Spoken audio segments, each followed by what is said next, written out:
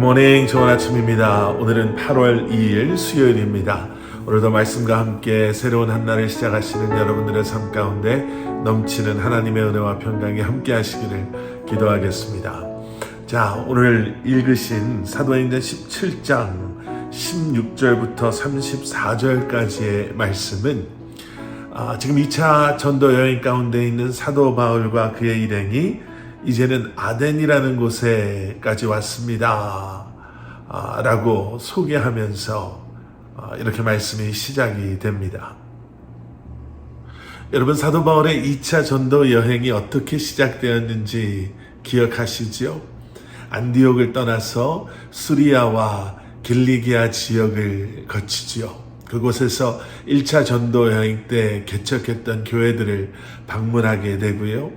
그리고 나서 더베와 루스드라를, 그리고 루스드라에서 디모데를 이제 동역자로 택하게 되지요. 그리고 나서 드로아에 가서 그곳에서 마게도니아 사람의 환상을 보고 그의 선교의 계획에서 반대되는 이제 유럽 선교의 어떻게 보면 시작이 이제 그곳에서부터 시작이 되고요. 그리고 나서 빌립보에서 그가 고난을 받다가 데살로니가로 건너가서 유대인들의 공격을 또 받게 됩니다. 그리고 형제들의 도움으로 베레아로 건너가게 되지요. 그리고 그곳에서 하나님께서 예비하신 하나님의 말씀을 상고하며 그리고 은혜를 사모하며 기다렸던 사람들을 그곳에서 만나게 됩니다. 그리고 이제 오늘 묵상하시는 말씀에 와서 보면 이제 아덴이라는 곳에 그가 도착하게 됩니다. 아덴이라는 곳은 우리가 너무나도 잘 아는 지금의 아테네입니다. 당시의 철학자들을 그곳에서 사도 바울은 만나게 되고요. 그리고 그들과 토론하기도 했습니다. 그렇게 헬레니즘의 한가운데에서 사도 바울은 그러한 사람들, 세상의 지식에 묶여 있었던 그러한 사람들을 향해 복음을 선포하게 됩니다. 이런 사도 바울을 그 당시의 사람들은 어떻게 보았을까? 오늘 본문 18절 말씀을 보시면요, 이렇게 기록되어져 있음을 보게 됩니다. 어떤 에피쿠로스와 스토아 철학자들은 바울과 쟁론할세 어떤 사람은 이르되 이 말쟁이가 무슨 말을 하고자 하느냐 하고 어떤 사람은 이르되 이방신들을 전하는 사람인가 보다 하니. 여러분, 여기서 말쟁이라는 이것은 말을 잘하는 그런 사람이다라는 의미가 아니라 영어 성경을 보면요, What is this babbler trying to say? 그러니까 무슨 말인지도 모르는 말을 짓거리는 그러한 사람, 말도 안 되는 소리를 짓거리는 사람이라는 그러한 의미의 표현입니다.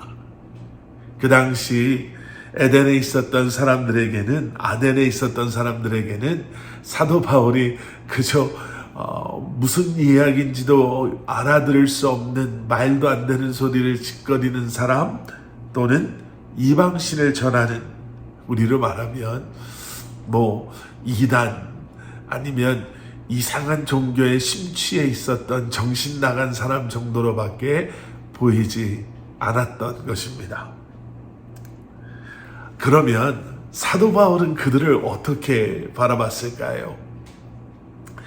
22절 23절의 말씀을 보시면 사도 바울이 이런 얘기를 하는 것을 보게 됩니다. 너희들은 종교심이 많은 것 같다. 그리고 나서 23절에 이렇게 이야기합니다. 그런데 내가 돌아다녀 보니 너희는 알지 못하는 신에게라고 새긴 단도 만들어 놓고 거기에 절하는 모습을 내가 봤다. 그러니 너희가 알지 못하고 너희가 위하는 그것을 내가 너희에게 알게 하리라. 사도 바울은 그들에게 이렇게 이야기해요. 너희들의 간절함 내가 알겠지만 너희들은 모르는 게 너무 많다. 나중에 30절에 가서 보시면 알지 못하던 시대를 살아가는 사람, 너희들은 다 안다, 지혜롭다, 똑똑하다 이렇게 이야기하지만 사실 너희는 알지 못하는 시대를 살아가는 알지 못하는 사람들이다 이렇게 이야기하고 있는 것이죠. 그리고 그들을 향해 사도 바울은 분명하게 다시 한번 예수 그리스도의 메시지를 전합니다. 29절, 30절, 31절의 말씀, 이와 같이 하나님의 소생이 되었은즉 하나님을 금이나 은이나 돌에다 사람의 기술과 고안으로 새긴 것들과 같이 여길 것이 아니니라. 알지 못하던 시대에는 하나님이 간과하셨거니와 이제는 어디든지 사람에게 다 명하사 회개하라 하셨으니 이는 정하신 사람으로 하여금 천하를 공의로 심판할 날을 작정하시고 이에 그를 죽은 자 가운데서 다시 살리신 것으로 모든 사람에게 믿을 만한 증거를 주셨음이니라 하니라. 아멘. 바울의 메시지는 바로 이것이었습니다.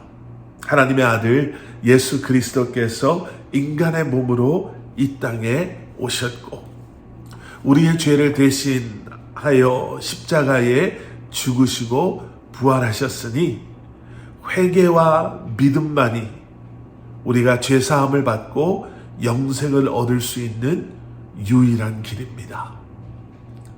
이것이 사도 바울의 아덴을 향한 지혜롭다, 지식이 있다라고 자신하며 살아가는 그때 그곳의 사람들에게 선포한 복음의 메시지였습니다.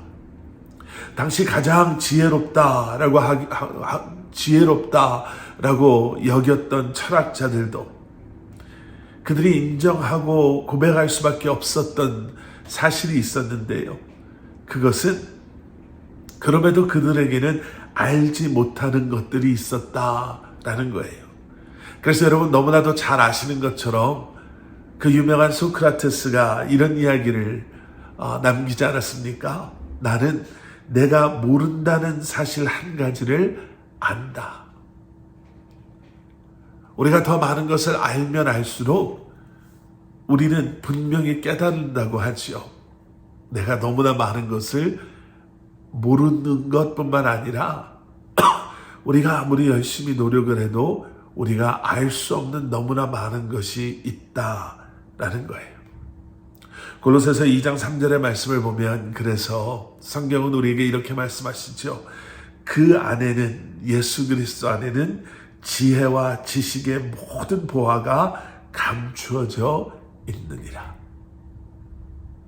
여러분 세상의 지식 그리고 그 지식과 비교할 수 있는 세상의 그 무언가를 자랑하지 마시고 세상의 그 어떠한 지혜와도 바꿀 수 없는 비교할 수 없는 세상의 그 어떠한 값비싼 보화 세상의 그 아무리 막강한 힘과도 바꿀 수 없는 예수 그리스도를 자랑하시고 예수 그리스도를 알기 위해 애쓰시며 예수 그리스도와 동행하는 삶을 살아가시는 여러분들 되시기를 우리 주님의 이름으로 간절히 축원합니다.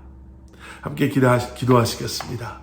사랑의 아버지 하나님, 세상 사람들 눈에 어리석고 무지하게 보인다 하더라도